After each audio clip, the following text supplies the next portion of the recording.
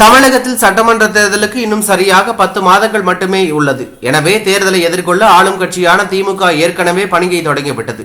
200 தொகுதி இலக்கு என நிர்ணயித்து கிளை கழகம் முதல் மாவட்டம் வரை தேர்தல் பணிகளுக்கான திட்டங்களை செயல்படுத்தி வருகிறது. மேலும் திமுக கூட்டணியில் கடந்த 8 ஆண்டுகளாக காங்கிரஸ், விடுதலை சிறுத்தைகள், மதிமுக, கம்யூனிஸ்ட், முஸ்லீம் லீக் உள்ளிட்ட கட்சிகள் இடம்பெற்றுள்ளது.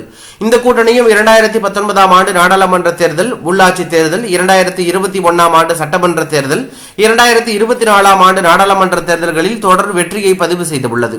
இந்நிலையில் வருகின்ற 2026 ஆண்டு சட்டமன்ற தேர்தல்களிலும் இந்த கூட்டணி தொடரும் என எதிர்பார்க்கப்படுகிறது. அதே நேரம் எதிரணியில் உள்ள அதிமுக திமுகவை வீழ்த்த மிகப்பெரிய கூட்டணி அமைக்கப்படும் என தெரிவித்தது.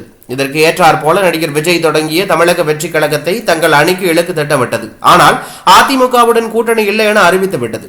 மேலும் தங்களது செல்வாக்கை நிரூபிக்க 2026 ஆண்டு சட்டமன்ற தேர்தல் முக்கிய களமாக இருக்கும் என எதிர்பார்க்கப்படுகிறது. இந்நிலையில் தற்போது பாஜகவுடன் கூட்டணியே இல்லை என தெரிவித்து வந்த அதிமுக வேறு வழியில்லாமல் பாஜகவுடன் கூட்டணி அமைத்து தேர்தலை எதிர்கொள்ள திட்டம் தீட்டியுள்ளது. இதன் முதல் கட்டமாக கொள்கை வேறு கூட்டணி வேறு என அறிவித்தது. அரசியல் கட்சிகள் எதுவும் உறுதியான கூட்டணி இல்லை என கூறியது.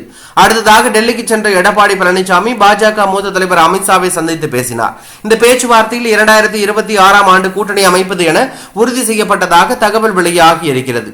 மேலும் கூட்டணி தொடர்பாக டெல்லியில் உள்ள தலைமையிடம்தான் பேசப்படும் எனவும் தமிழகத்தில் உள்ள தலைவர்களிடம் பேச்சுவார்த்தை நடத்தப்படாது எனவும் உறுதியாக எடப்பாடி பழனிசாமி கூறிவிட்டதாக கூறப்படுகிறது. மேலும் அண்ணாமலையின் செயல்பாடுகளும் அதிருப்தியை பதிவு செய்துள்ளதாக தெரிகிறது. இந்நிலையில் இன்று காலை பாஜக மாநில தலைவர் அண்ணாமலை டெல்லி சென்றுள்ளார். அமித்ஷாவின் அழைப்பின் பேரில் டெல்லி சென்றுள்ளதாக கூறப்படுகிறது.